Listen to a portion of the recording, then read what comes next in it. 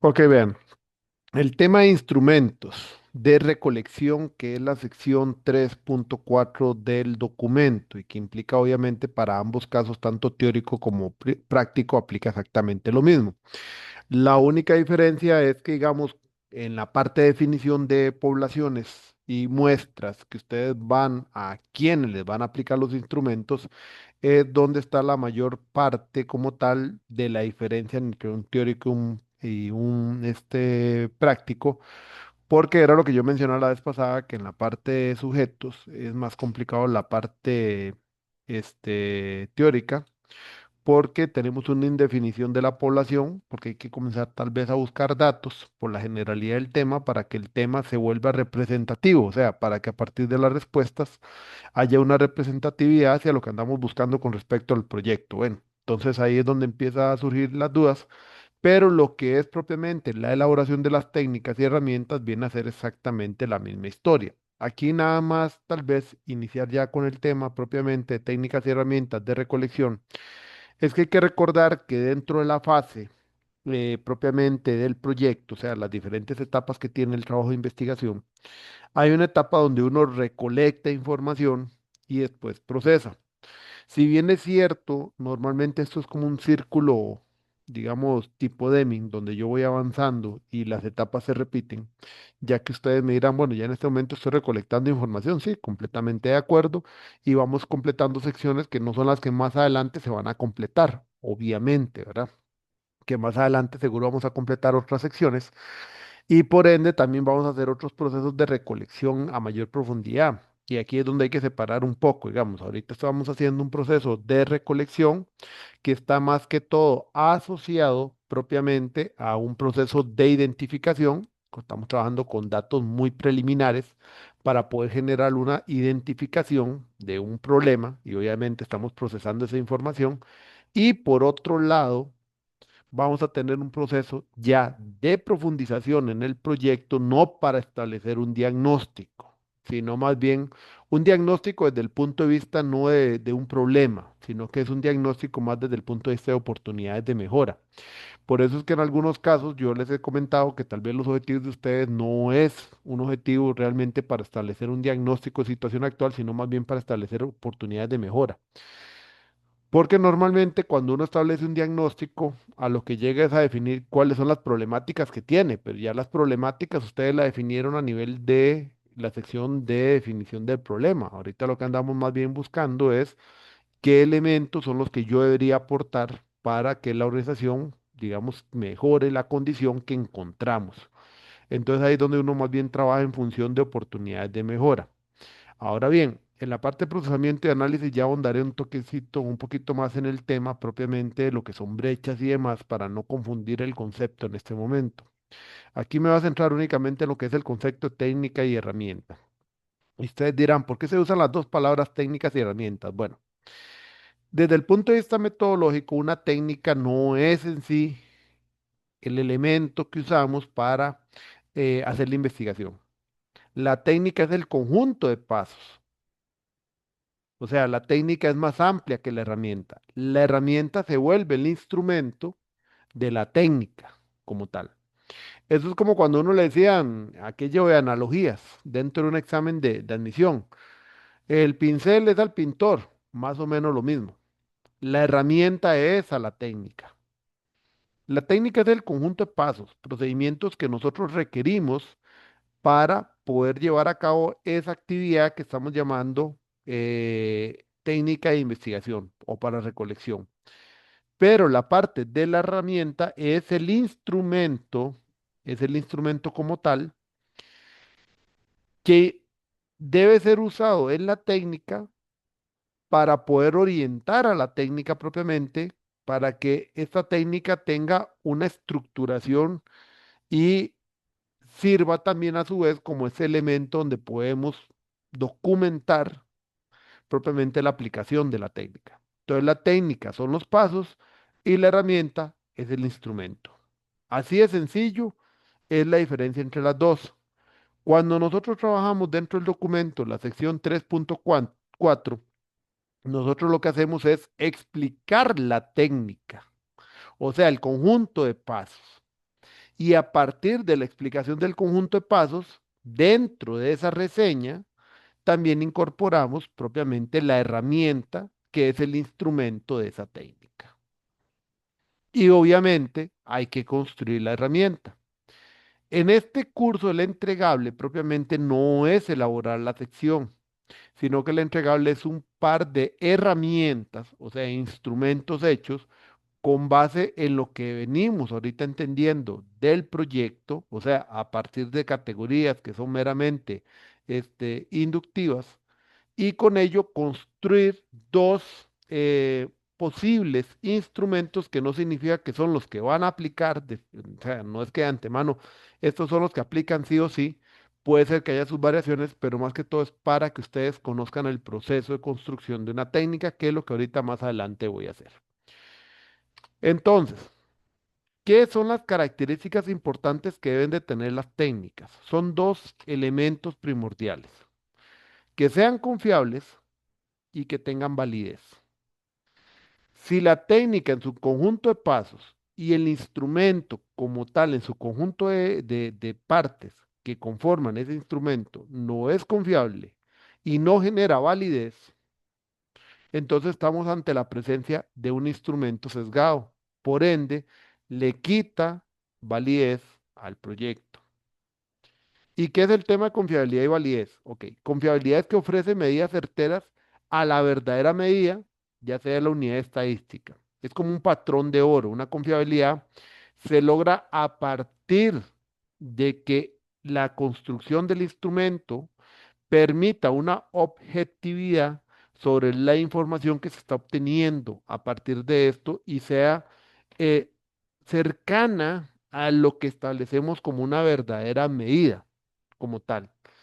Entonces, eso significa también qué tanta estabilidad tiene en sí la herramienta, porque alguien dirá, bueno, pero ¿cuál es la verdadera medida? Más en un proyecto que implica mucha percepción. Claro que sí, tiene toda la razón esa persona. Entonces, ¿qué es lo que sucede? Que si vemos un instrumento que es congruente, se mantiene muy estable en su aplicación en los diferentes elementos, en las diferentes respuestas, no vemos tanta variación, podemos decir que el elemento es estable. Cuando un instrumento no es estable, cuando, por ejemplo, hacemos una pregunta y las personas nos dan una variedad de respuestas porque, por ejemplo, esa pregunta dentro del instrumento generaba confusión, conceptos ambiguos. El establecer o incluir adjetivos calificativos como los que han incluido en el problema también le quitan estabilidad a una herramienta. Si ustedes una herramienta, por ejemplo, le dicen a una persona, mira, indíquenos por qué ustedes tienen tan mala gestión de proyectos dentro de una organización, algunos dirán o algunas dirán, estoy de acuerdo con el criterio, pero otros les criticarán el criterio por qué mala. Y ahí comenzamos a tener una inestabilidad porque desde el punto de vista de la persona que está siendo encuestada, entrevistada a través de esa pregunta, genera respuestas variopintas porque hay un elemento que provoca que precisamente haya esas diferencias de criterios, pero atacando la pregunta, ni siquiera por la respuesta, sino más bien por el mismo planteamiento de la pregunta, que comienza a generar esa inestabilidad. Y ese es el concepto de confiabilidad. Ok, el concepto a veces es un poco etéreo. O sea, yo sé que no es fácil de digerir. La pregunta en esta parte es, ¿estamos claros con el concepto de confiabilidad? Pues tengo que pasar después al concepto de validez.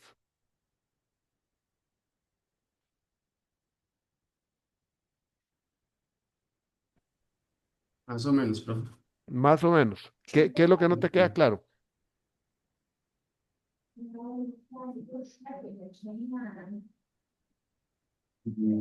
No sé si más bien lo fue volver a repetir. Ok, vea. Sí. Confiabilidad significa qué tanto cuando yo aplico ese instrumento estoy logrando acercarme a lo que yo llamo verdadera medida. Pongámoslo así. Digamos que el instrumento es un metro, medición de longitud un metro, ¿verdad? Distancia. ¿Cuál es el patrón de oro en el metro?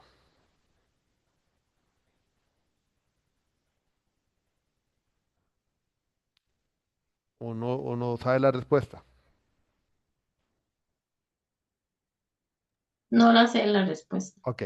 El patrón de oro del metro es un patrón que existe, construido, no me acuerdo si era en acero o qué, ni no me acuerdo si era que estaba en Londres o en alguna, en europeo o algún lado así, porque el sistema internacional de unidades tiene patrones. Entonces, cuando yo hablo de 100 centímetros, que es un metro, si a mí me venden un metro de madera o una cinta que dice que mide un metro, si está calibrado, eso es un tema de metrología, es porque se supone que eso viene contra el patrón de oro que es precisamente el metro, que es lo que está estandarizado como el metro, ¿verdad? Es un patrón y realmente es una regla, creo que de acero o algo así. Igual pasa con la medida de masas de kilogramo. Yo me acuerdo que hay una pesa que exactamente mide 1 kilogramo, que es el patrón oro con el cual yo después puedo construirme y ajustar las balanzas, que es la parte de metrología. Entonces, ¿qué tan confiable es ese metro? O una serie de metros, porque si yo tengo diferentes formas de medición por una cinta, una regla, no sé, hasta la tira de una costurera, ¿qué tan confiables son esos? Son tan confiables siempre en el sentido en que si yo mido una distancia X, las tres midan la misma distancia, pero sean cercanas o estén dentro del rango de incertidumbre con respecto a ese patrón, que es el patrón que tiene el Sistema Internacional de Unidades. Eso me da confiabilidad a mí de que el instrumento que estoy usando es correcto porque se acerca a la verdadera medida. ¿Me entienden esa parte? Sí, correcto. Ok, ahora vamos bien. Pasemos a la parte donde yo tengo que construir herramientas que son más para una parte cualitativa de interpretación. ¿Cuál sería la verdadera medida? Ok, yo sé que no hay un resultado sesgado. O sea, yo no puedo tener un resultado de antemano o presuponer algo, porque si yo presupongo algo, entonces yo ya estoy estableciendo un valor, pero sin tener el criterio. Lo que sucede en la parte cualitativa es que realmente no hay como una verdadera medida, pero lo que a mí me rescata la confiabilidad de ese instrumento, que ya no pensemos en la regla de medir, sino por ejemplo en un cuestionario, es que el cuestionario me logre captar una cantidad de información, pero que el instrumento se mantiene estable. ¿Por qué? El instrumento se considera estable porque el instrumento por sí mismo, por su construcción, permite que la información capturada sea una información consistente. Yo ponía el ejemplo.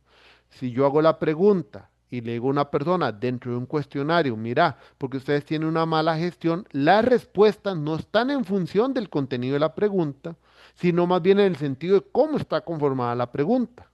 Porque entonces habrá personas que van a responder en función de decir, sí, es cierto lo que dice la pregunta, y habrán personas que digan, un momentito, aquí no estamos mal.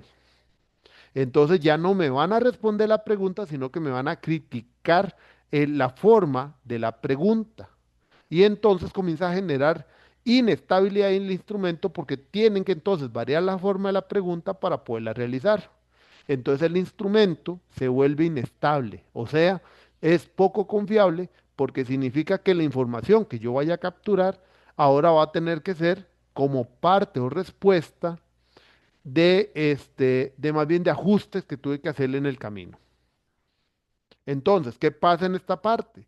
Que cuando yo construyo los instrumentos, estos son confiables siempre y cuando la estructura, forma y contenido del instrumento en todo el proceso de investigación no cambie. Voy a devolverme también a un modelo también de experimento. En un modelo experimental, cuando uno establece las condiciones de laboratorio para la experimentación y yo tengo que hacer varios ensayos, ¿cuál sería la regla de oro en esos ensayos?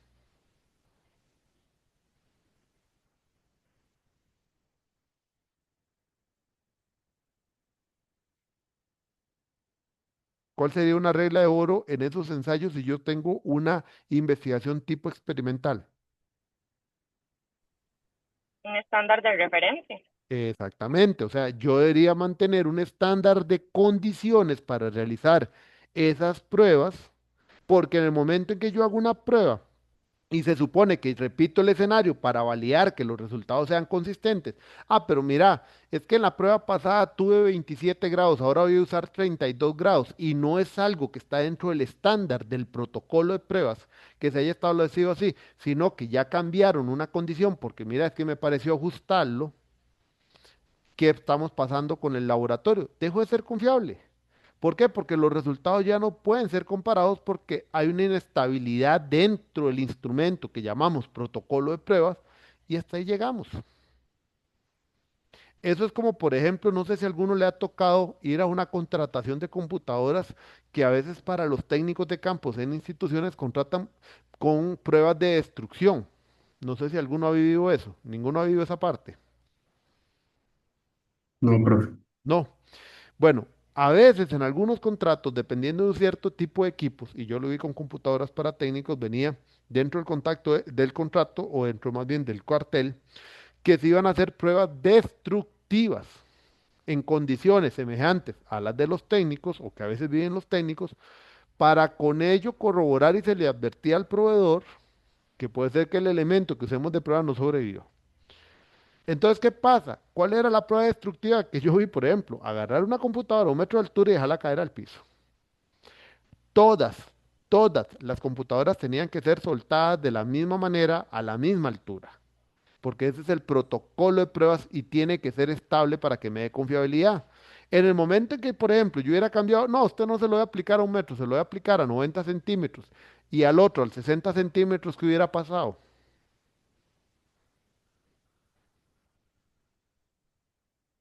Que al que se lo aplico a menor altura va a tener ventaja sobre el que de mayor altura, ¿verdad? Y van a venir los reclamos. ¿Por qué? Porque eso ya no es una prueba confiable. Entonces, eso es lo que significa confiabilidad dentro de un instrumento. En la parte, sobre todo, de percepciones, lo que hay que establecer es que ojalá el instrumento mantenga la estabilidad de su aplicación durante todo el proceso, para que la información contenida sea información sobre las respuestas de lo que estamos pidiendo y no sobre la forma. Eso es lo que significa la parte de confiabilidad. No sé si les quedó más claro esa parte. Sí, ahora sí. Ok. Ahora vamos con la parte de validez. Validez es el grado en que un instrumento logra medir lo que se pretende medir con él. Y ahí va otro tema. Una cosa es acercarse y que, por ejemplo, esa información se mantenga estable. Otra cosa es cuando yo también, cuando construyo ese instrumento, realmente me permita, en el concepto medir, que en este caso sería obtener información de lo que realmente yo espero obtener. Esto es como aquel concepto de eficiente y eficaz. ¿Se acuerdan? Que ese concepto no es lo mismo ser eficiente ni ser eficaz. Porque eficiente, ¿qué es?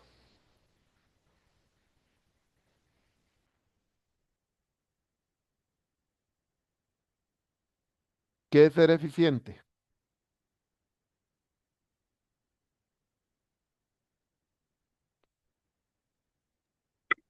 Es hacer algo con la menor cantidad de De re- recursos, eh, llámese tiempo, exacto. económico. Eso es eficiente. ¿Y eficaz qué es?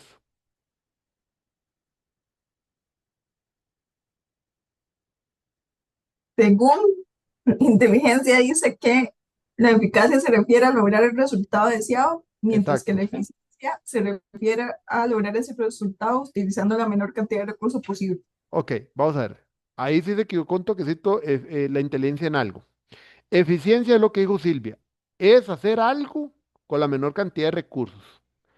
Eficaz o la eficacia es lograr el resultado deseado. Uno puede ser eficiente, pero no eficaz.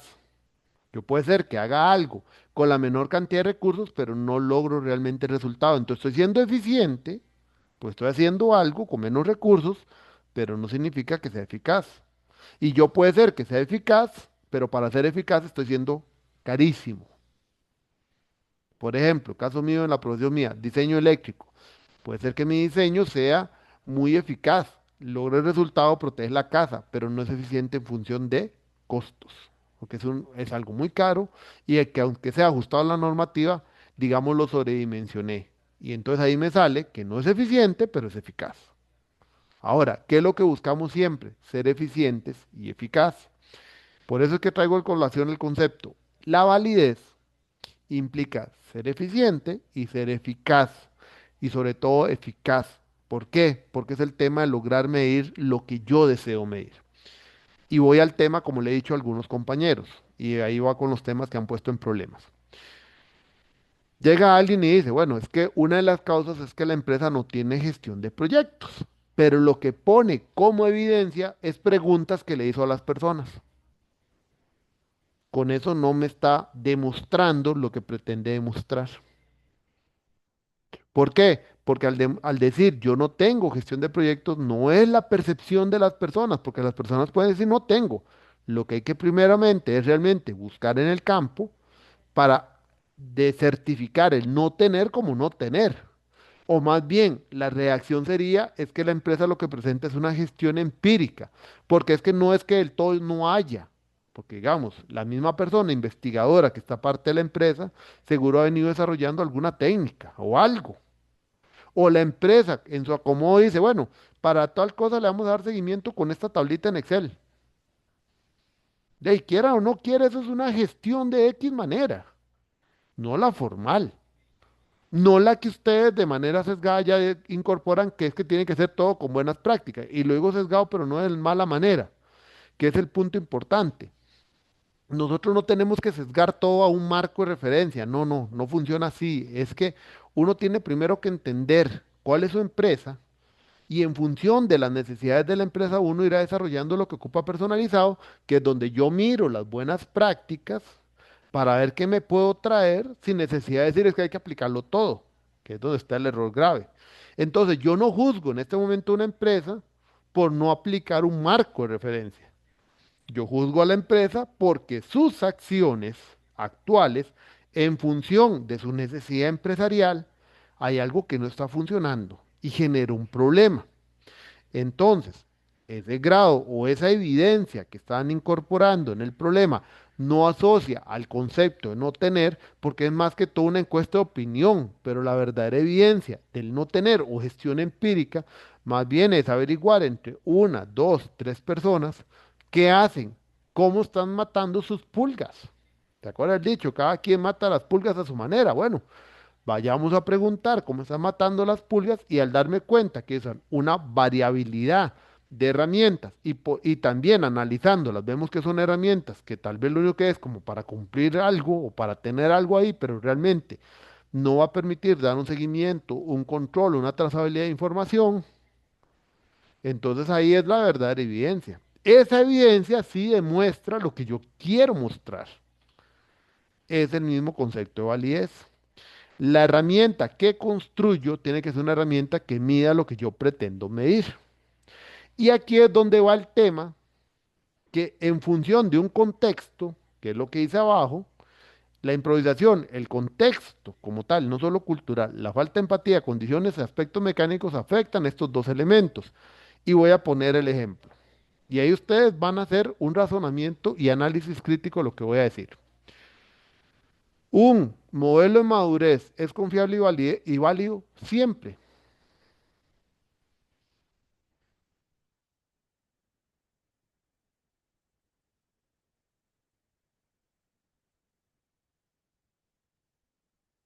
La pregunta que les hago es, ¿un modelo de madurez es confiable y válido siempre? ¿No? Porque si las organizaciones evolucionan a través del tiempo, se tiene que ir actualizando.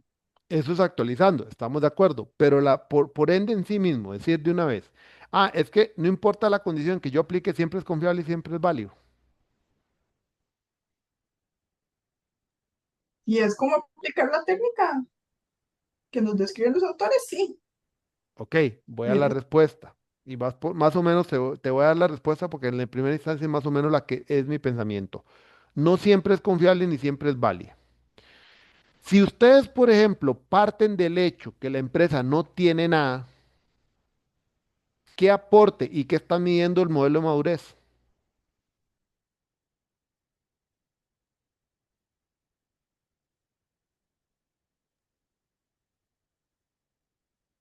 Sí, nada, Nada, no tiene nada. no tiene nada. Entonces, ¿para qué van a aplicar un modelo de madurez que en ese grado no tiene confiabilidad y no tiene validez porque al final de cuentas es nada? O sea, si yo ya parto de que una empresa no tiene nada y que es un tema también de eficiencia dentro de su TFG, ahí la herramienta ni me es confiable ni me es válida porque por su naturaleza y lo que ella busca medir, no es aplicable a las condiciones que la empresa tiene, porque al final, ¿qué es lo que van a obtener? Hacer 100, 200 preguntas para al finalmente llegar a un resultado que es, no tengo nada y estoy en cero. Y para saber que estaba en cero, yo creo que lo hubiera hecho desde el inicio. ¿Para qué voy a gastar tiempo en eso? Ahí es más válido una herramienta que me permita entender el requerimiento que tiene la organización y a partir de ahí construir hacia lo que yo ocupo. Ese construir que yo ocupo, ahí sí podría ser aplicable el modelo de madurez junto con otra herramienta para que entre las dos me construyan lo que se llama la situación ideal. Porque ahí también hay que tener un cuidado con el concepto situación ideal. Yo he visto trabajos y tutores que le dicen a usted, apliquen esto, la situación ideal. Y claro, si usted le dice a una persona, no tiene nada y le aplica bajo esta herramienta de modelo de madurez y situación estado futuro que desea, ¿qué va a poner la persona? Y eso es como que yo le dijera a alguien, usted no tiene un carro y que desea futuro, y hay un Ferrari, y va a ocupar el Ferrari.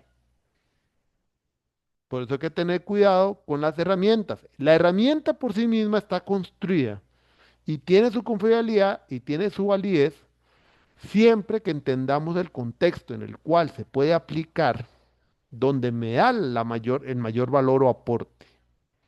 Entonces eso también lleva a otro concepto. Las herramientas por sí mismas, aunque sean modelos estandarizados, no implica que siempre sean confiables y sean válidas. Y entiéndase, yo no digo que es que no sean válidas. Sí, son confiables y válidas, pero entendiendo el contexto en el cual yo las puedo aplicar para mantener su confiabilidad y su validez. De aquí alguno de ustedes llevó algún curso de electrónica dentro de sus carreras, ya sea por profesión o por, no sé, por alguna cuestión dentro de la carrera metieron algún curso de electrotecnia, alguna cosa así, o motores o alguna cosa eléctrica. Era como un curso muy básico, el que le daban a uno en Bueno, construcción. pero en alguna parte los mandaron a decir, vean, esto es un componente así, busquemos las hojas del fabricante. O en sus propias empresas, llega una máquina y les dice, están las hojas del fabricante y el manual del fabricante. Nadie se ha puesto a leerlo. Sí, profe, bueno, yo mi trabajo siempre me toca. Ok, entonces Sebastián, voy con vos. ¿Qué es lo que dice primero el manual del fabricante? Condiciones bajo las cuales se cumple lo que dice el fabricante, ¿cierto? ¿Verdad? Condiciones de temperatura, condiciones de alimentación eléctrica, condiciones, digamos, de cambios de humedad, Mantenimiento, mantenimiento. Y si claro. alguna de esas condiciones no se cumple, ¿qué te dice el proveedor? De ahí que no es problema de ellos. Ajá, entonces ahí es donde va el tema, porque hay un contexto en el cual los resultados que el proveedor pone te dice, esto es lo que da confiabilidad y validez, porque bajo estas condiciones, esto va a funcionar así y yo te doy confiabilidad y validez de que eso va a funcionar. Pero en el momento que usted cambie las condiciones, que es el contexto, chao, ¿verdad? Y ahí yo no me hago responsable. Es lo mismo con las herramientas. Por eso es que y por eso es que me detengo tanto en el concepto porque en este punto es importantísimo que ustedes sean analíticos en el tipo de herramientas que también los profesores a veces les proponen utilizar, para que no gasten tiempo en algo que no necesariamente les va a aportar valor a su proyecto y su aplicación no es que digo que va a quedar en entredicho, sino que la aplicación por sí misma, bajo esas otras condiciones, va a implicar un cambio como tal de condiciones de contexto que puede poner en tela de duda la respuesta que pone. ¿Por qué? Vuelvo a lo mismo, llega uno al análisis de resultados. Una empresa que ya dijeron no tiene nada, una empresa que es empírica, una empresa donde ustedes son los únicos a veces que saben algo de gestión de proyectos y son ustedes los que han luchado y han venido creando cosas empíricas, y uno se encuentra todas 10 páginas de un desarrollo de madurez para que llegue a la gran conclusión, entonces la empresa no tiene nada. Y pero eso no fue lo que ya habían dicho en la parte del problema. Entonces ahí la herramienta no aportó, quitó tiempo y mejor hubiéramos usado otro tipo de herramientas para que las personas libremente nos dijeran. Voy con otro elemento que a veces le quita validez a una herramienta. Lenguaje. Ustedes dirán, ¿cómo lenguaje? No estoy diciendo idioma, estoy hablando de lenguaje. Idioma español, inglés, francés, eso es idioma. Y que es un conjunto estándar de palabras que bajo cierto contexto y demás tiene un significado para un grupo poblacional porque todos hablan más o menos o tienen ese idioma en común, por ejemplo. O sea, nosotros hablamos un castellano o español castellano, casi toda Latinoamérica con sus variaciones, pero tenemos un idioma en común. Pero cuando hablo de lenguaje, es que cuando hablamos de lenguaje, hablamos de lenguajes de diferentes tipos. Y en este caso, en la gestión de proyectos, hay un lenguaje técnico de proyectos, que no sé si ustedes lo han pensado. Acta de constitución es un concepto de proyectos. Cronograma para proyectos es un término de proyectos. Gestión de alcance es un concepto dentro de la jerga de proyectos. Ahora, se las voy a poner así. Estoy en un proyecto de construcción, tengo los maestros de obras, ellos conocen de esos conceptos.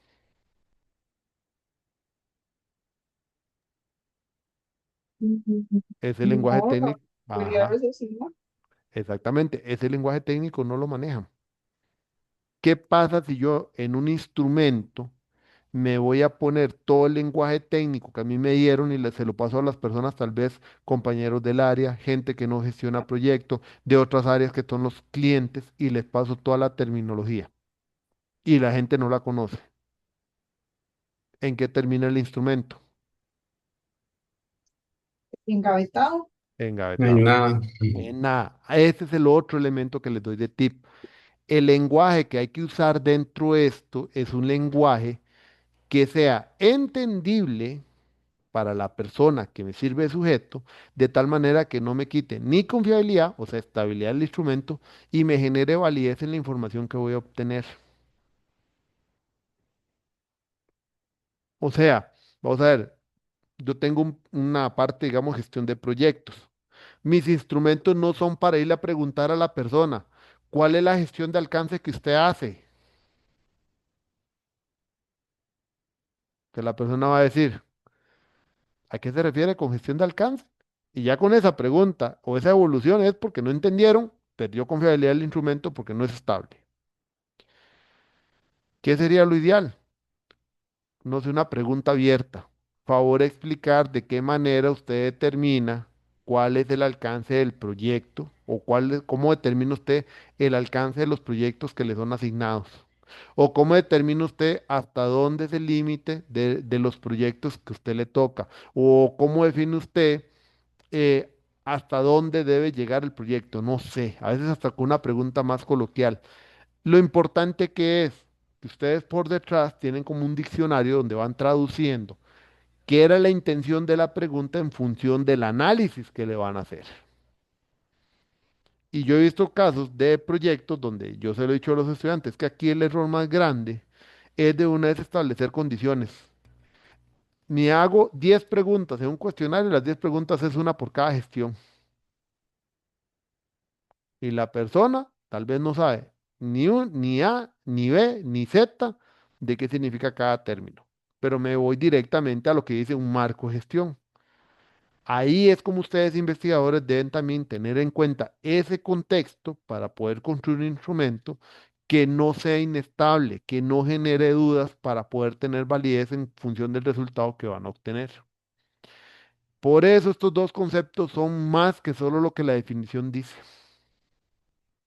O sea, la definición se puede entender, pero hay que interpretarla para cuando vamos ya a desarrollar los proyectos, digo, las herramientas, de tal manera que no haya este, problemas de confiabilidad y validez. Entonces, teniendo esos dos conceptos claros, ahora nos vamos a ver cómo se construyen los instrumentos. Los instrumentos tienen varias partes. Lo primero a entender es que los instrumentos sobre lo que van a realizar las consultas es sobre las categorías de estudio y las subcategorías. Porque ¿cuál fue la definición que dije yo que era una categoría dentro de un proyecto? Un elemento que debemos estudiar para realizar el TFG, un elemento, un rango de algo. Ese rango, ese elemento, hace referencia a eso que yo ocupo estudiar. Y la única manera de obtener información sobre eso que ocupo estudiar es porque le estoy aplicando una técnica de investigación para recolectar información de ese elemento. Por eso es que la tabla de categorías, si ustedes se dieron cuenta, en la última parte decía herramientas y técnicas. Porque entonces cuando completamos esa tabla, la idea es relacionar técnicas y herramientas con respecto a la categoría. Lo que no implica tampoco una relación uno a uno. O sea, si yo le puse, digamos, la técnica, cuestionario, herramienta encuesta para una categoría A, no implica que es que esa encuesta es solo esa categoría y luego toca hacer otra encuesta por otra categoría. No. Si la misma técnica encuesta la utilizo en la subcategoría B, entonces yo puedo hacer una sola encuesta, pero que me recoja todas las categorías. Y ya voy, digamos, pasando un poquito más a algo, digamos que más tangible, un poco ya más en forma. Déjeme ver si puedo abrir uno nuevo. Ahí está el nuevo. Entonces, vamos a ver. Supongamos que nosotros tenemos, ¿dónde es que está eso? Insertar cuadro de texto. Aquí tenemos categoría 1, no sé, proyectos de la organización. Y esa categoría no tiene su categoría. Categoría, bueno, y a esta le vamos a poner, digamos que le vamos a decir que esta se llama C1.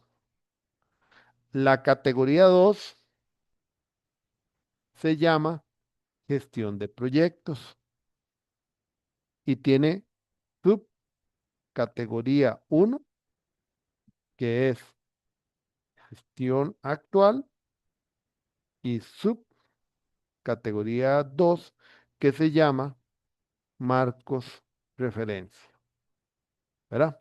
Entonces aquí le vamos a poner, por ejemplo, esta era categoría 2, perdón, no sé, C2, SC1. Nosotros siempre complicando con las codificaciones, pero es una manera nada más de orientarse. C2, SC2. Entonces, nosotros decidimos, y podríamos decir, uy, perdón, que aquí vamos a usar la técnica encuesta. Encuesta con una herramienta que es un cuestionario. Y luego tenemos aquí una técnica que podría ser también encuesta con una herramienta cuestionario. La idea es que a nivel del cuadro de categorías, ustedes al menos por cada subcategoría o en su defecto categoría, porque no tiene su categoría, tienen que tener al menos 2 o 3 técnicas distintas, lo que implica 2 o 3 herramientas distintas. Pero ahorita nada más estoy haciendo como un ejercicio rápido. Digamos que aquí la técnica es investigación bibliográfica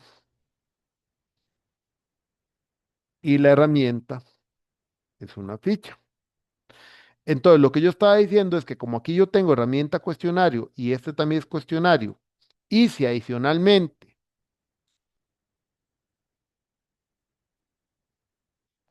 tengo el grupo poblacional 1, tengo el grupo poblacional 2, pero el grupo poblacional 1 yo lo voy a relacionar,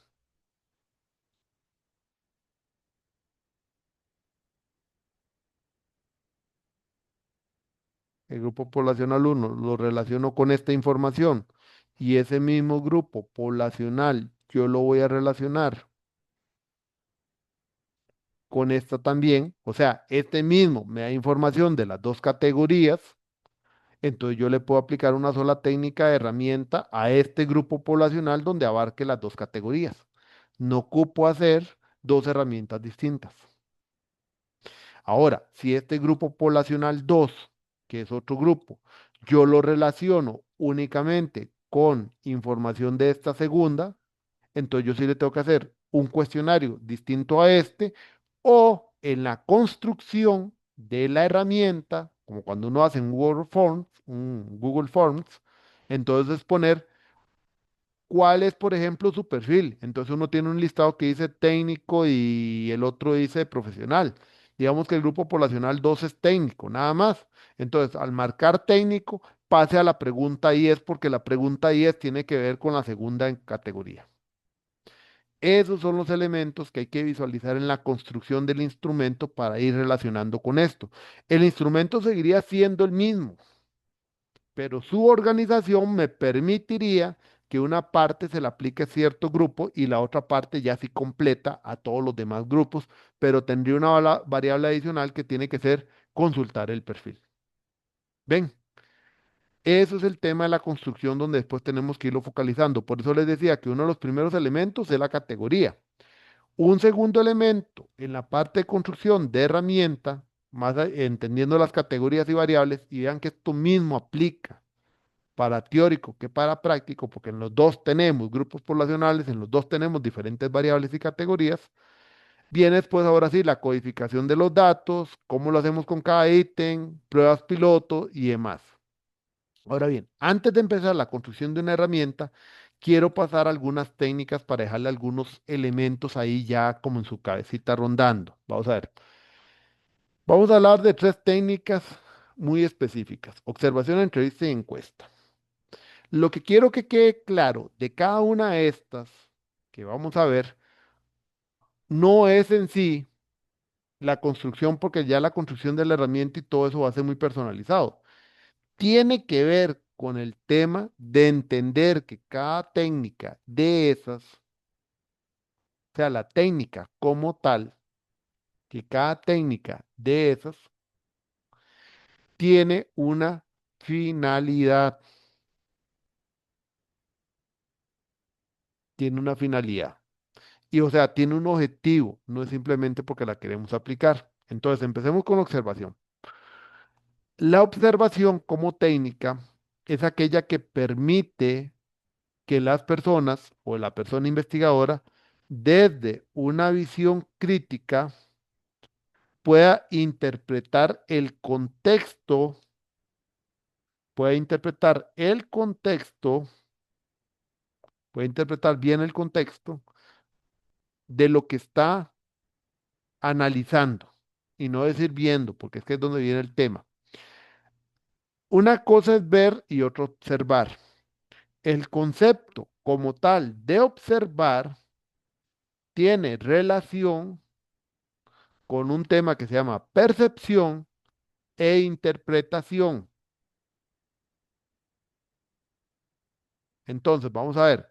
El ver es utilizar el sentido vista y capturar una imagen.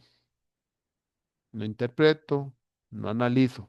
Nada más obtuve una captura, un espacio, y eso es todo lo que yo nada más denoté a partir de esa vista que hice. La observación, por su parte, lo que significa es percibir más allá de solo la vista, sin utilizar los otros sentidos, y luego generar las señales necesarias para poder interpretar lo que estoy viendo. Eso es la observación. Y por eso la observación es un proceso estructurado. ¿Por qué es estructurado? Porque esa percepción, esa interpretación requiere estructurar una manera de hacer las cosas, requiere esa estructuración de cómo hacer las cosas y no se puede hacer informalmente, o sea, no lo puedo hacer de hoy para mañana. Tengo que realmente analizarlo. Tengo que saber qué es lo que yo planteo hacer. Entonces, ¿qué es lo que sucede? Hay un proceso sistematizado para poder lograr que la observación tenga un resultado que es el deseado. Ahora, no toda observación es científica, pero toda técnica que uno aplique como observación tiene que tener una estructura. tiene que tener una forma. ¿Ven? Entonces, la participación del investigador es muy importante. En la mayoría de ustedes van a bajo una investigación-acción, ustedes son parte del trabajo. Y por lo tanto, van a hacer una investigación más natural y investigación que sí va a llevar una estructura. ¿Qué conlleva una investigación como tal? Bueno, primero habría que establecer qué es lo que ocupamos, cuál es la cuestión, problema, contexto. Profesor, Ajá, disculpe, dígame. no le entiendo. ¿Es que se le cortó o soy yo? ¿Ahí me escucha?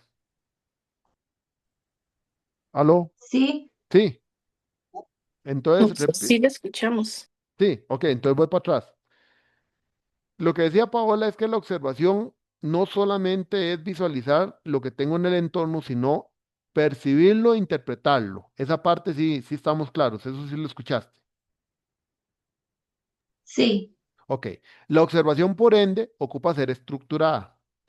Cuando el investigador o la persona investigadora participa del proceso, es una investigación-acción que lleva a una observación natural, pero que tiene que estar bajo un proceso estructurado. A eso también estamos ok.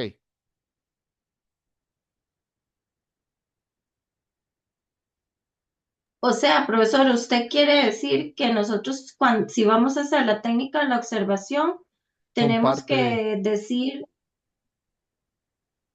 perdón, que son parte de.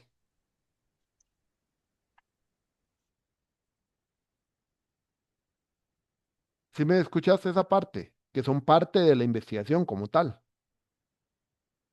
sí, Ujú. ¿Por qué digo que son parte de? Porque en la mayor parte de los casos, ustedes son parte de ese proceso, de esa institución como tal. No es que se observen a sí mismos, pero aquí es donde viene una cuestión interesante. Dentro de las investigaciones de ustedes se han dado cuenta que yo les digo, escriban en tercera persona impersonal. No sé si han visto los comentarios que le he puesto, que dice, no escribo en formas personales, ¿ok? Porque yo no escribo en función de yo vi, sino lo que se vio. Entonces, mi figura como persona investigadora pasa a ser desde un tercer plano. ¿Qué es el tercer plano? Desde el punto de vista de yo lo veo como que si fuera otra persona, no yo, como si fuera un externo que está viendo eso, pero también me veo en mi papel para poder hacer una actitud y una posición reflexiva sobre lo que estoy haciendo, abstraerme normalmente lo que yo haría para verlo con una visión crítica como que si otra persona me estuviera viendo. Eso es lo que significa también escribir en tercera persona impersonal y bajo un método de investigación-acción, la idea es eso también, que ustedes puedan abstraerse. Les voy a poner un ejemplo. Por ejemplo, en educación hay una corriente que actualmente se está desarrollando que es el concepto de SOTL, que es un concepto de Scholarship of Teaching and Learning, que la idea es una criticidad sobre la acción que uno hace como docente.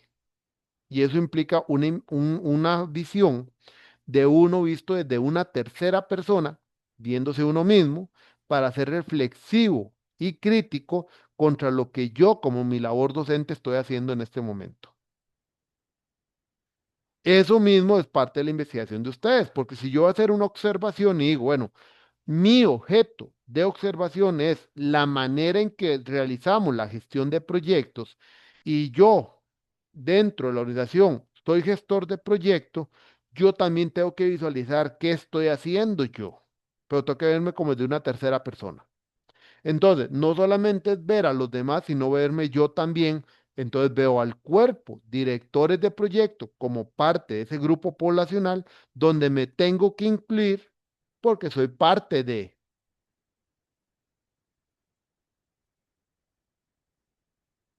¿Cómo me, dígame si me entendiste la idea?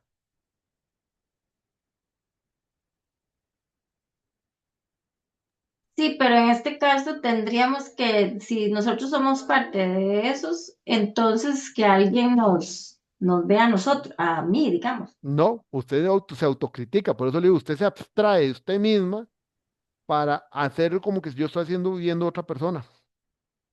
O sea, yo mismo tengo que analizarme. Eso es lo que busca mucho también la investigación-acción, que si la persona investigadora es parte de la situación, también sea reflexivo con lo que está haciendo. Entonces no es que ocupas otra persona que te vea. Vos puedes hacer la observación porque con la guía que se hace para darle seguimiento a esa observación, yo también voy analizando los puntos con respecto a lo que yo hago. Ok. Ujú. Entonces, la estructura de la observación y los pasos como técnica, ¿qué es? Primero establecer qué es lo que yo quiero ver, o digo, qué es lo que yo quiero observar. Por ejemplo, yo ponía el ejemplo, lo que quiero observar es cómo hacemos la gestión. ¿Ok? Primer punto. Eso sería el aspecto a estudiar. Ahora, ¿cuál es la estrategia? Voy a hacer una observación única. Por el tiempo ustedes, como trabajo final de graduación, puede ser que sea un único momento. Voy a hacerlo por intervalos. Puede ser que el tiempo les dé, entonces lo voy a hacer como en intervalos distintos o en momentos específicos. Vamos a ver, si por ejemplo yo quiero recolectar una muestra de observación de cómo gestionan 10 distintos proyectos, no es que a todos los 10 directores puede ser que tengan ese chance y hago un solo mecanismo de observación para ver los 10 cómo lo hacen, pero si no van a haber intervalos donde voy proyecto por proyecto. Eso es lo que se llama la estrategia. La estrategia es el plan de acción de cómo voy a llevar a cabo la observación de tal manera que sea eficiente y eficaz. Y después viene el sistema de observación. La herramienta de observación, que va a ser una guía para esa observación, debería venir agrupado los espacios conforme a las categorías de estudio, que es el elemento que quiero estudiar. Entonces, por ejemplo, mi aspecto a estudiar es cómo gestiono actualmente. Mi estrategia va a ser una observación individualizada con cada director de proyectos de una muestra de proyectos. Digamos que cinco personas distintas y voy a hacer intervalos con cada uno para averiguar cómo gestionan sus proyectos. Listo. Categoría. La categoría que voy a estudiar son requerimientos de los proyectos, alcance de los proyectos, mecanismos de seguimiento de los proyectos. Esos son los puntos más importantes, digamos, y construyo mi herramienta en función de esos elementos. Y entonces cuando me llego a sentar con la persona o me voy a analizar yo mismo, tengo una guía donde voy haciendo la síntesis y apuntando los elementos que considero me van a aportar valor como tal a la investigación que estoy planteando.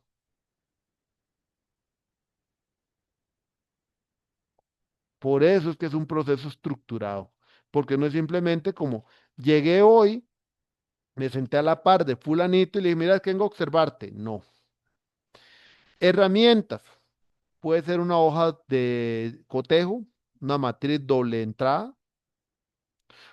Puede ser que también usemos algunas herramientas de valoración semántica o estos que son de diferencial semántico, escalas Likert, un escalograma de Goodman, porque podría ser que también hagamos observaciones en función de hacer valoraciones.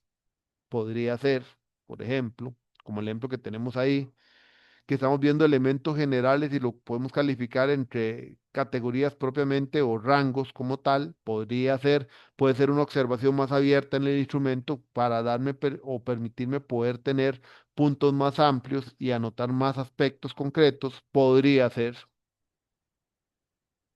O sea, la herramienta no está escrita en piedra en este momento, no es que hay un formato único para observación. Ustedes lo construyen en función de lo que consideran que van a ir a observar y eso es parte de la planificación que tiene la técnica, que ese era el punto importante. Por eso es que les decía, vean que la observación, por más que parezca la técnica más sencilla, es también una técnica compleja. ¿Por qué? Porque siempre va todo en un tema de planificación.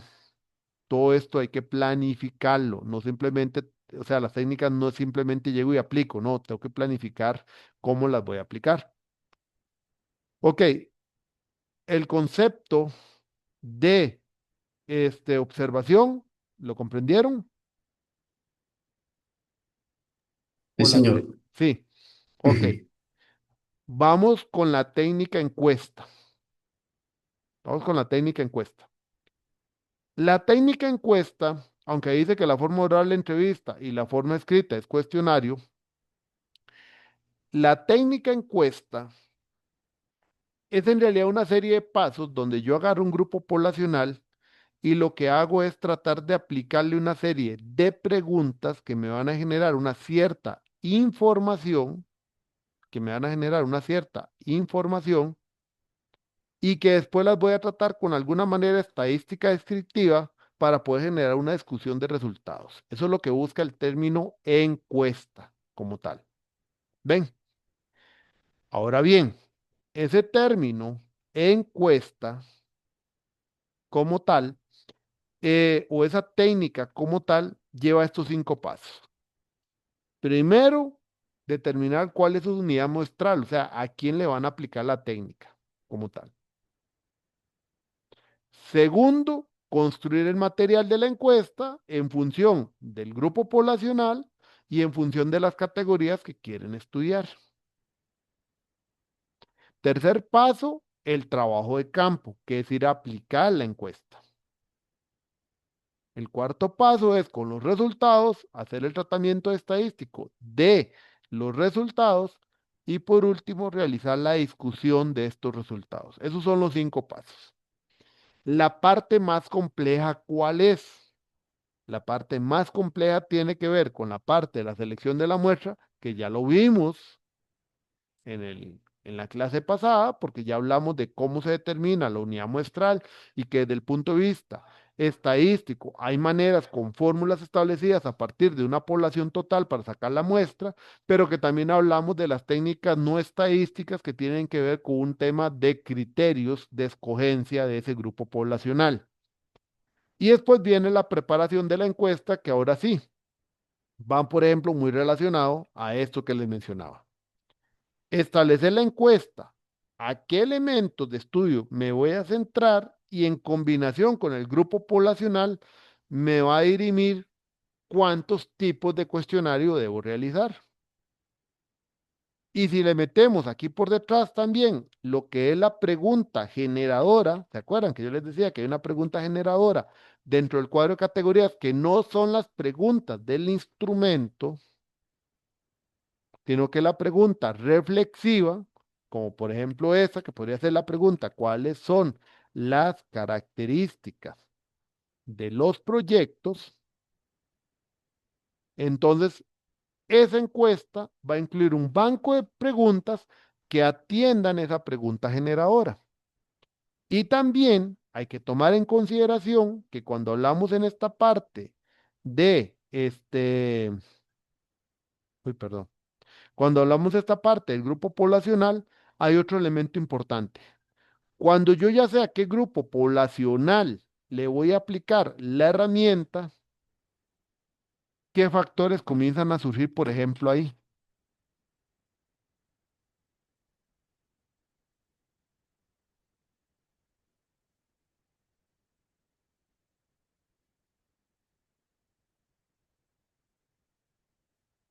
¿Qué factores, por ejemplo, ya cuando yo digo es a este grupo poblacional, también tengo que considerar para poder establecer una buena realización de una encuesta?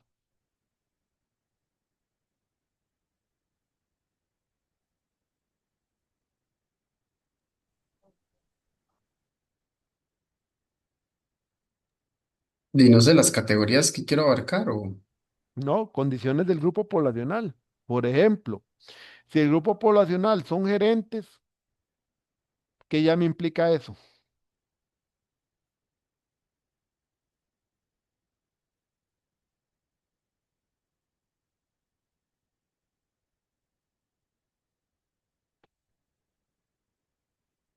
Supongan que es un grupo poblacional, el uno son gerentes.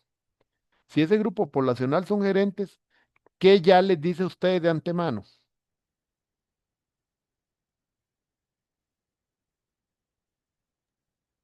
Que va a ser una muestra chiquita, Es porque una muestra chiquita. ¿Qué otra condición tiene un grupo poblacional que son gerentes también? Como condiciones de aplicación, que tal vez tiene que ser con cita previa, que no creo que un gerente les dé 3 horas, ¿verdad? A ustedes para hacer un cuestionario. a lo máximo 15, 20 minutos. Ah, entonces ya tiene una limitación de tiempo. Ven, ahora, ¿el gerente va a querer que se lo manden por correo o va a querer mejor que se lo apliquen?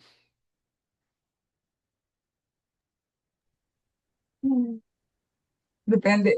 Bueno, los que Ah, yo no. conozco prefieren que se lo duplican y prefieren eh, que uno aplique y le saque uno los datos. a eso es lo que voy. La mayoría de gerentes que yo también conozco, por lo general, no dicen, mándemelo por correo, porque lo primero que va a decir es, si es por mí, yo no tengo tiempo. Si usted quiere, viene, se me sienta, me hace las preguntas, yo le respondo y usted las marca y ya se lleva sus respuestas, porque yo no tengo tiempo.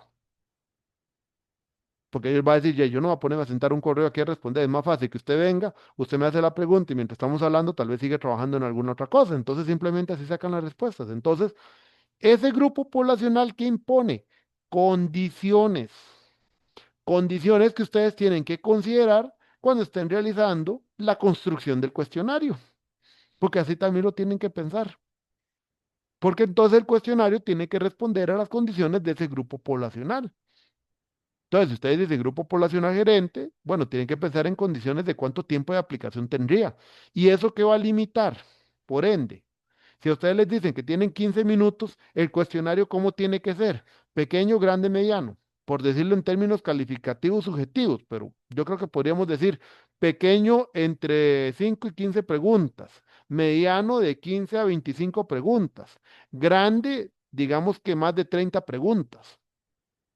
Entonces, si yo les digo, tengo 15 minutos y cada respuesta normalmente, por experiencia, uno sabe que lo que se puede tomar es 1 o 2 minutos por pregunta. ¿En cuál rango caen ustedes? ¿Encuesta pequeña, mediano, grande? En Pequeña. pequeña. Ajá. Y entonces implica que es pequeña y estamos en un rango de máximo de 7 a 10 preguntas. Entonces, ¿qué pasa con el cuestionario? Ya tengo que hacer las mejores preguntas de mi vida para poder sacar las respuestas que ocupo.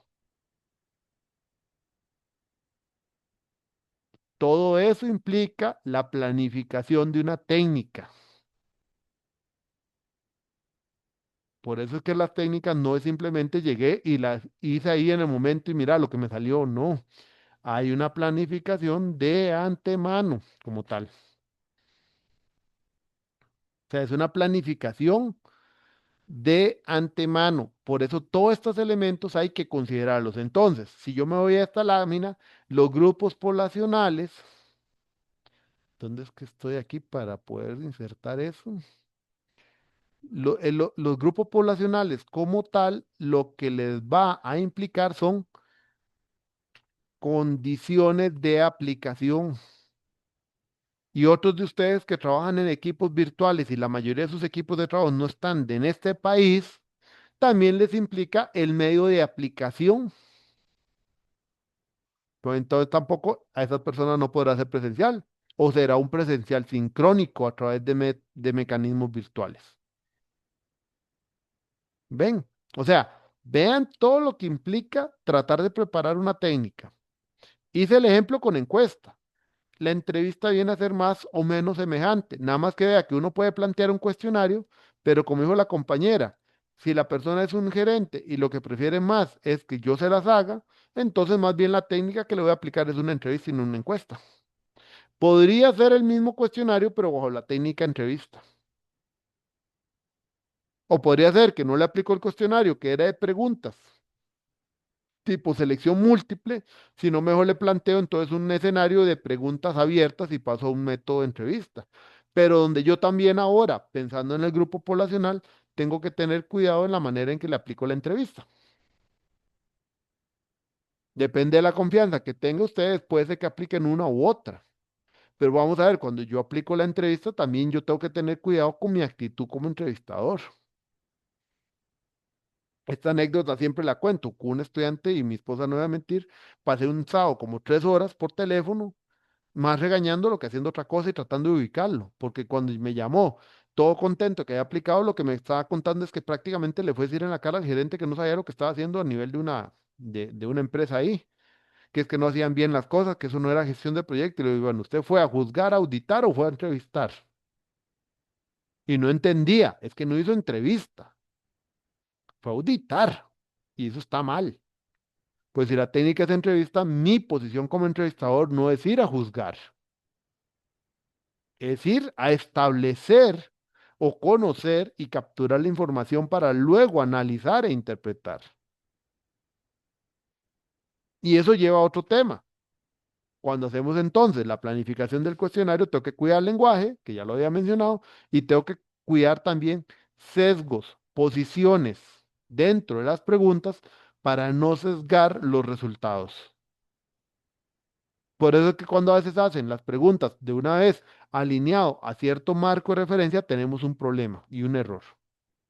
Porque entonces ya estamos condicionando respuestas en función de un marco X, entonces no están haciendo una investigación de campo, están queriendo cómo ajustar de una de esas una solución predeterminada, lo cual también está mal.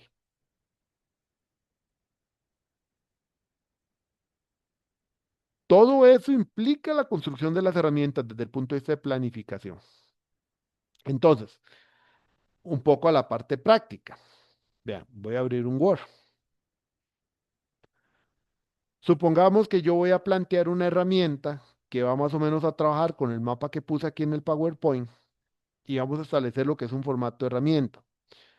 El formato perfectamente ustedes pueden usar un Google Forms, o sea, ustedes pueden usar una herramienta digital como la de Forms o pueden trabajar también perfectamente con una herramienta como encuestas online o alguna de esas. O sea, eso no hay ningún inconveniente porque al final la mayoría de estas herramientas permiten los mismos elementos. Lo que yo sí considero es que antes de irse a poner preguntas en un Google Forms, primero las planteen en un documento en Word para saber qué es lo que ocupan en estructura, para que tengan una noción de que lo que están estructurando es una manera correcta. Ok, voy por partes. ¿Qué es lo primero que tiene que tener una herramienta de investigación? Un formato. Eso es como la parte inicial. El formato que abarca, el formato debería tener, por ejemplo, un nombre de la herramienta. Por ejemplo, guía, perdón, guía de entrevista, para análisis, perdón, interno de la gestión de proyectos del departamento XXX en la empresa XXX, por ejemplo. Luego, debería tener una finalidad. Esta entrevista tiene como objetivo capturar información, taca, taca, taca, taca, para el proyecto de graduación a nivel de maestría de taca, taca, taca, taca, para darle a la persona esa sensación de para qué es, ¿verdad? No simplemente.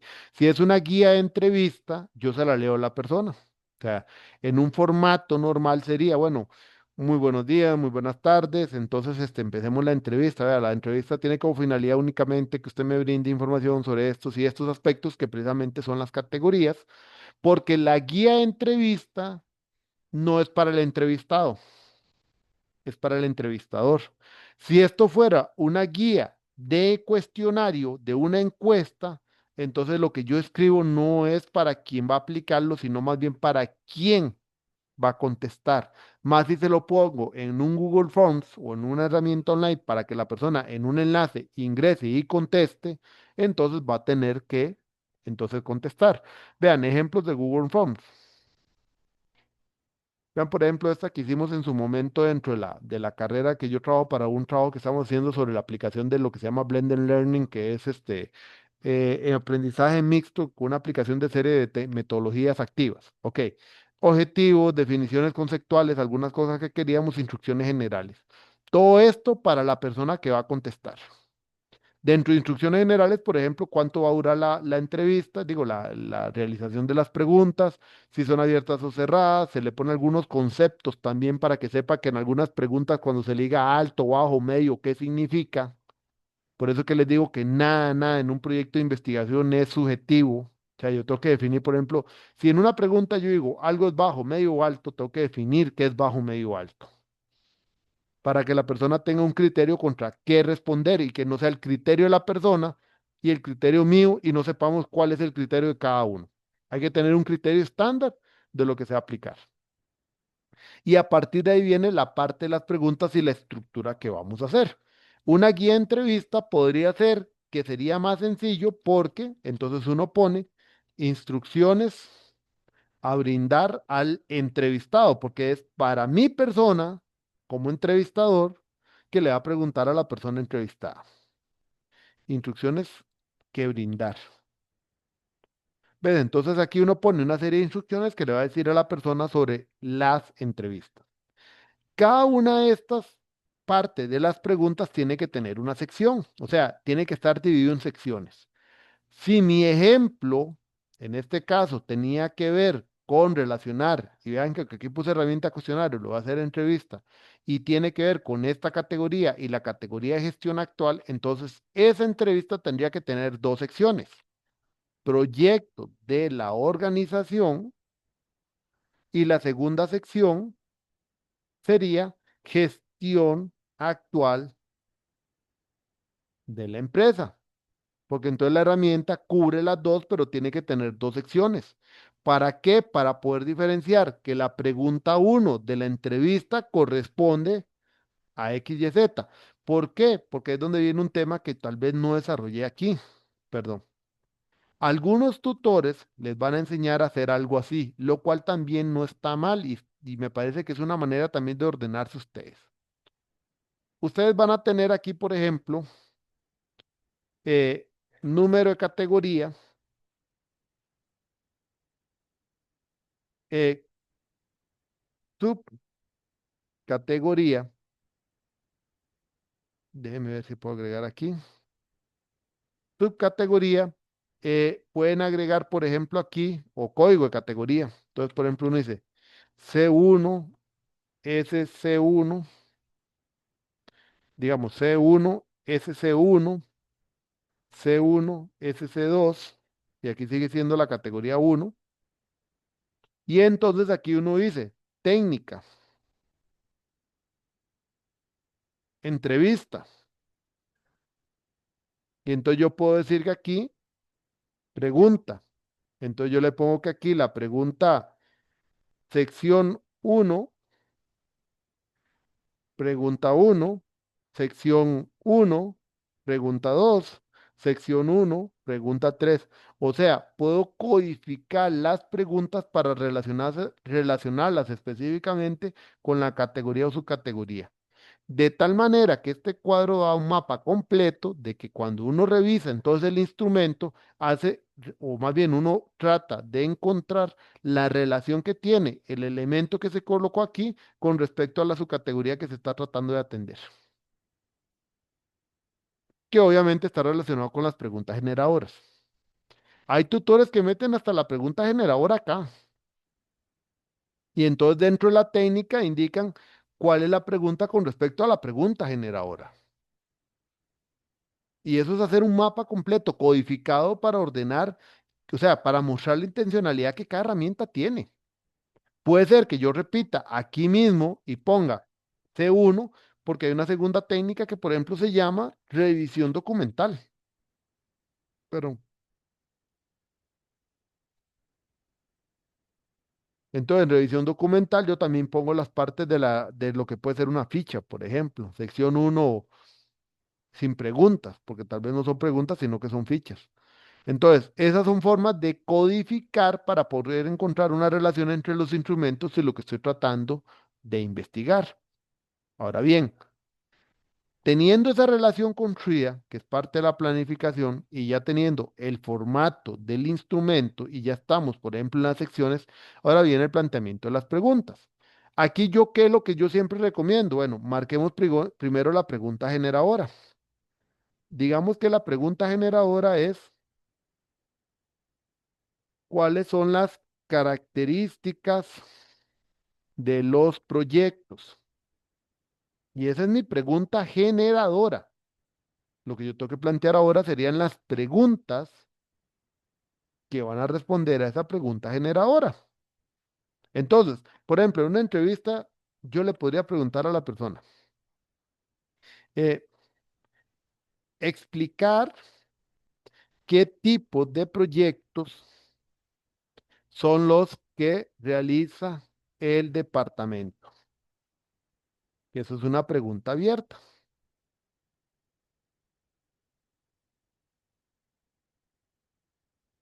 es parte para ir sacando poco a poco la información de las características. ¿Cuáles son los factores críticos de éxito de estos proyectos? Que eso sería una característica de los proyectos. ¿Cuáles son sus factores, indicadores, como le quieren ustedes decir? Desde su punto de vista, los proyectos siguen una linealidad en sus actividades o usted ubica que se tienen reprocesos necesarios en estos. Esa pregunta, ¿por qué la planteo de esa manera?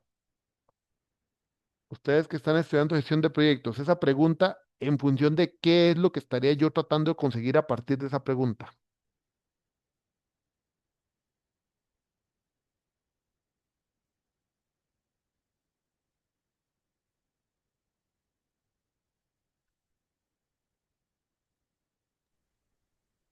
¿Cómo fue la pregunta, profe? Desde Para su punto olvidar. de vista, los proyectos siguen una linealidad en sus actividades o usted ubica que se tienen reprocesos necesarios en esto. ¿Qué busca esa pregunta? Por ejemplo, Yo creería Cronograma. que no, control de cambios, que si existe la no, parte. No, porque como no, habla de La ruta, reprocesos, la ruta crítica del proyecto. tampoco. Enfoque. Si es un enfoque predictivo o la persona me dice, mira, es que no podemos seguir una linealidad realmente porque tenemos a veces que devolvernos por esto, a veces salen nuevos requerimientos. O sea, es una pregunta para ubicar si el proyecto realmente es predictivo o más bien puede entrar dentro de un modelo híbrido o qué es lo que sucede. No le estoy preguntando a él, ¿el enfoque de los proyectos es predictivo o ágil? Porque podría ser que la persona no conoce nada de proyecto y le pongo los ojos cuadrados, ¿verdad? Poniendo una pregunta así. Pero vean que yo le puse, o usted ubica que tiene reprocesos necesarios, o sea, que la persona dice, no son reprocesos por errores, no, es porque el mismo proyecto ocupa que yo vaya haciendo como ciclos. Eso es lo que busco con esa pregunta. No que me responda directamente predictivo, no. Si la persona me da una respuesta que dice, no, mira, no podemos seguir realmente una linealidad, una secuencia fija, porque los proyectos a veces se inician de esta manera, no tienen un alcance definido, a veces no sabemos. Esa es una pregunta, es una característica. El enfoque, si es predictivo o no es predictivo. Otra pregunta para hacerle en el mismo sentido podría ser esta. Cuando se inician los proyectos,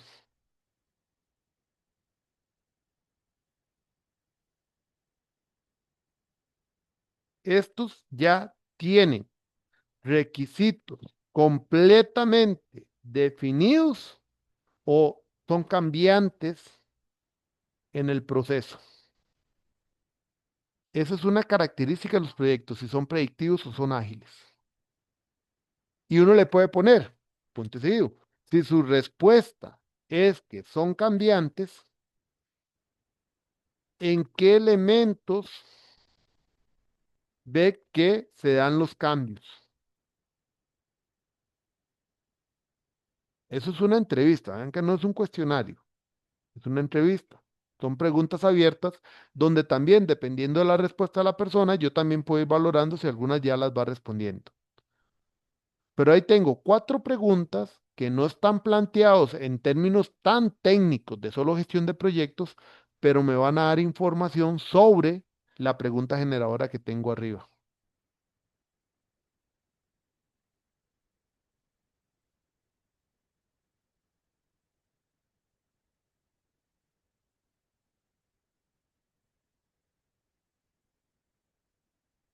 Si lo van entendiendo, el punto.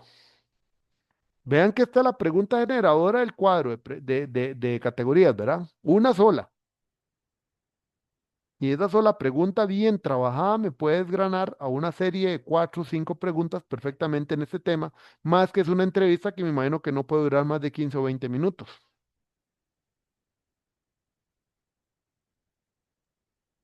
¿Y cuál es mi meta principal? Poder establecer si hay una predictividad en los proyectos o más bien se ve más desde un punto de vista de ágil. Y esa es una característica tal vez de las primordiales que me interesa de notar. profe, Ajá. Y verdad que, vamos a ver, yo podría tener más de una pregunta generadora. Si al final tal vez de la primera pregunta generadora, ¿verdad? No logré tal vez escribir varias, podría hacer otra pregunta generadora. Sí, claro, porque Creo. usted, Ok, yo lo que les dije por recomendación es que dentro del cuadro de categorías, ok, por cada categoría o por cada subcategoría, al menos deberían tener dos o máximo ok, tres, ¿verdad? Máximo tres preguntas generadoras, para que ok. después no se confundan, porque si tiran, y hay profesores que les dicen, ah, no, todas las que puedan como generadoras, metan ahí el montón. Ya, a veces termina uno leyendo 10 preguntas y más bien son las preguntas de la herramienta, lo que no hace sentido, porque la pregunta generadora Ajá. no es la de la herramienta, es una pregunta más amplia. Entonces, Ujú, como vos decís, yo puse una. Puede ser que ustedes se generaron una segunda pregunta a esto, entonces tenemos otra pregunta generadora. Ustedes terminan de construir primero el banco de preguntas o elementos asociado a la primera y vienen y marcan la segunda. Obviamente, ya cuando terminan de escribir todo el documento, se borran las preguntas generadoras, ¿verdad? Porque ustedes ya para eso las asociaron. ujú. Ok. Ahora les hago la pregunta, ¿alguien les había explicado cómo construir unos instrumentos, tipo herramientas, así entrevistas? O nada más les decían, hagan preguntas. Correcto. Solo Entonces, hacer preguntas. exacto, pero vean que tiene una ciencia.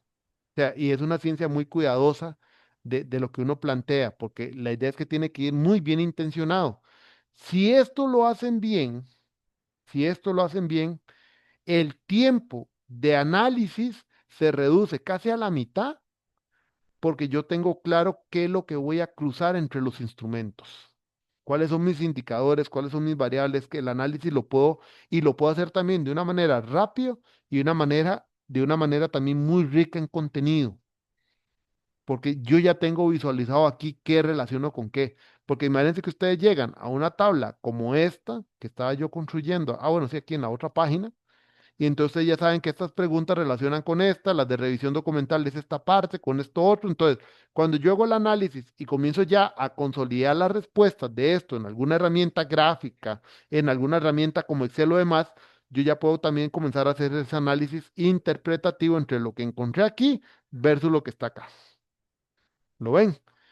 Esa es la parte importante de planificar este tipo de herramientas y hacerlo de esta manera.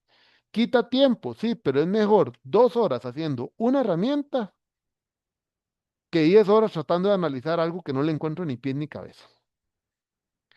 La misma forma, por ejemplo, ya con las herramientas prehechas, como por ejemplo madurez, que era lo que les decía, saber en qué momento me sirve madurez, también yo puedo relacionar madurez y sus preguntas ya armadas en función de las respuestas, digo, de las preguntas generadoras, pero que ojalá le podamos asociar segundas o terceras herramientas para poder establecer como un análisis más rico y poder hacer el cruce de variables, que es lo que a nosotros nos sirve. ¿Ven? Entonces, por ejemplo, esta guía de entrevista, ¿qué le hace falta? Sí, más preguntas nada más y terminar de completar en función de las instrucciones que tenemos más o menos hasta de restricciones de tiempo y demás.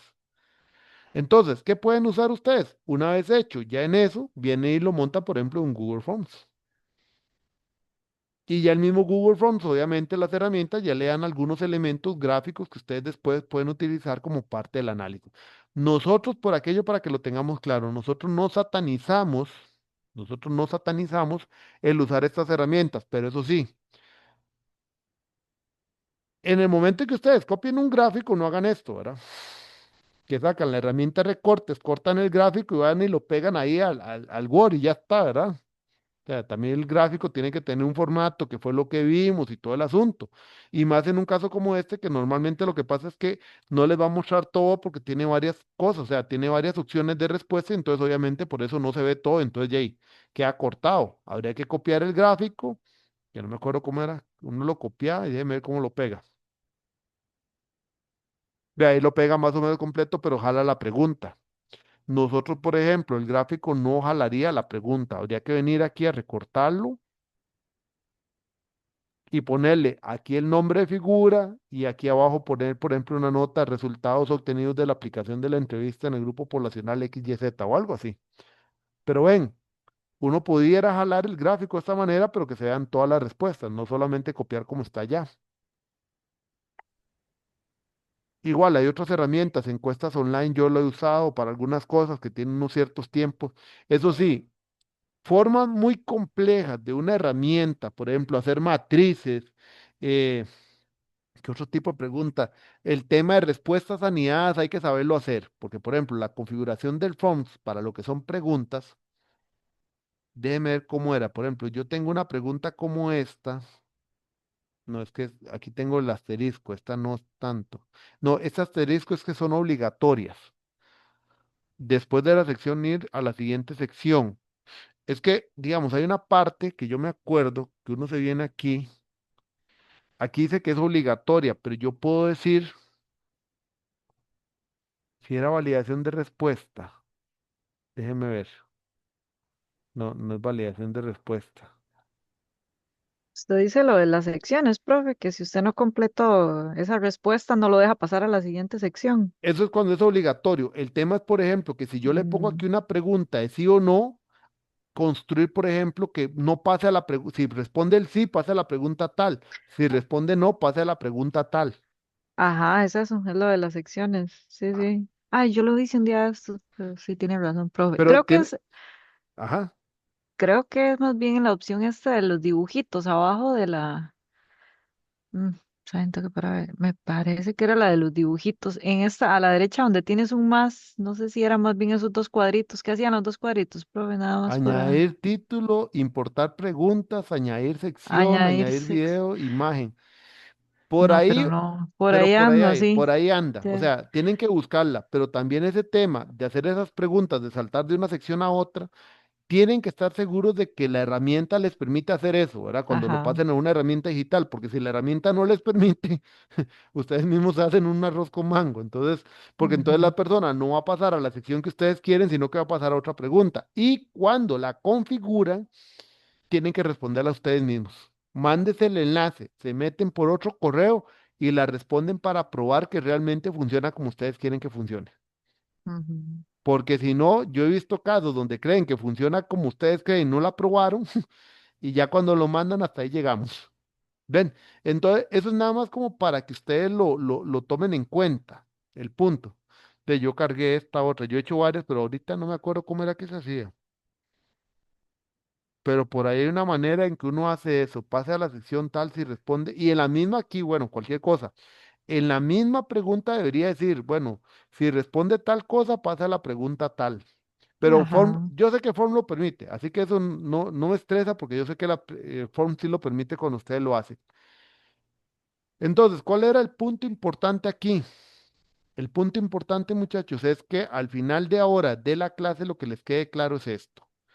Toda herramienta que ustedes planteen, toda herramienta que deseen desarrollar, tiene que ser planificada.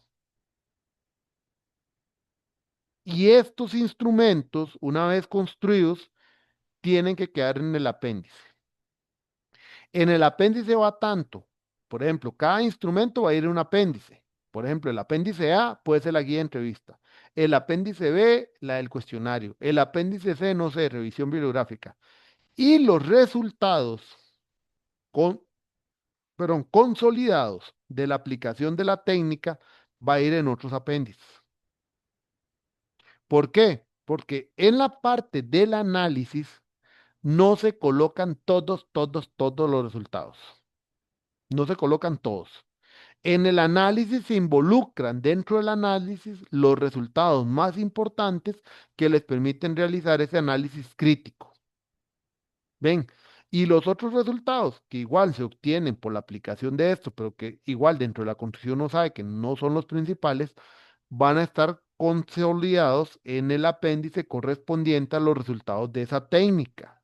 Ven, que eso como por que yo dejarle a la persona lectora algo más, pero lo único que va dentro de la parte del análisis son los principales y son aquellos resultados que están más asociados al tipo de análisis que se vaya haciendo.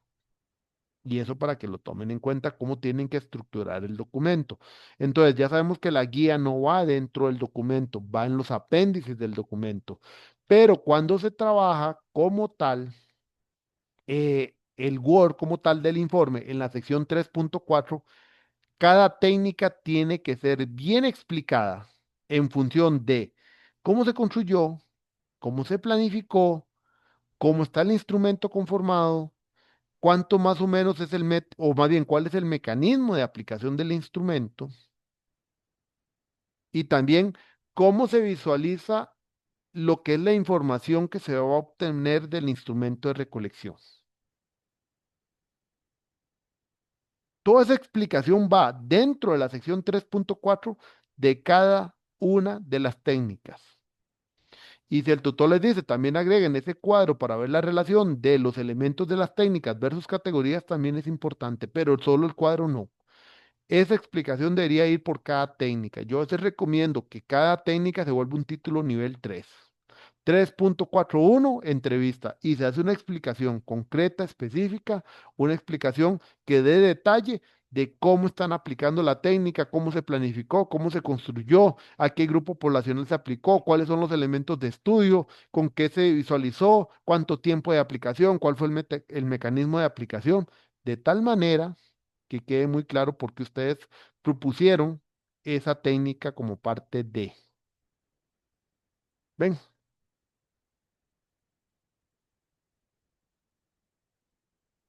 Eso es lo que se ocupa. Y esa es la parte de recolección. Dudas, consultas. Lo que queda en la presentación por aquello, no se asusten, es más de la guía de entrevista. Revisión bibliográfica, no les expliqué porque revisión tiene que ver con el método que ya vimos la vez pasada, el Prisma, ¿se acuerdan? También tiene que ver con la parte de ficha, todas las estrategias de búsqueda de información, que ya lo revisamos el lunes pasado, y algunas adicionales como análisis de contenido y otras que van por ahí, pero que vamos a ver ahorita en procesamiento.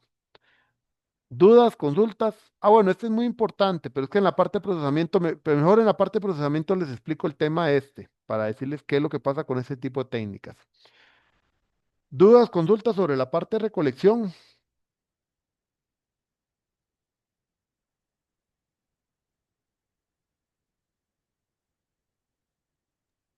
No, profe. ¿Ninguna? Ok, paro acá y paro grabación.